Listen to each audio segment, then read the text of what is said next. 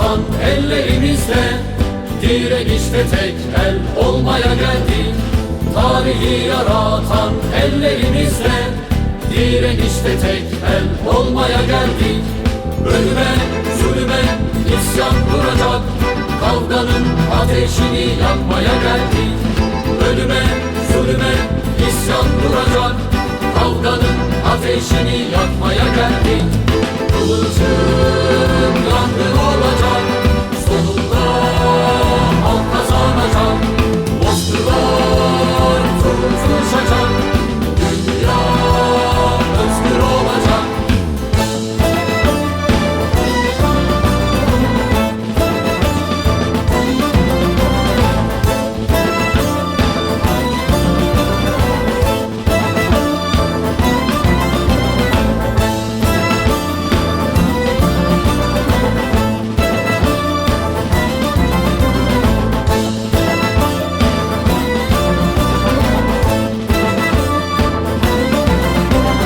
Fabrikadan, tarladan, alanlardan, her renkten, milletten, halkın bağrından, yüzyılların kanayan yarasından, halkın iktidarını kurmaya geldik.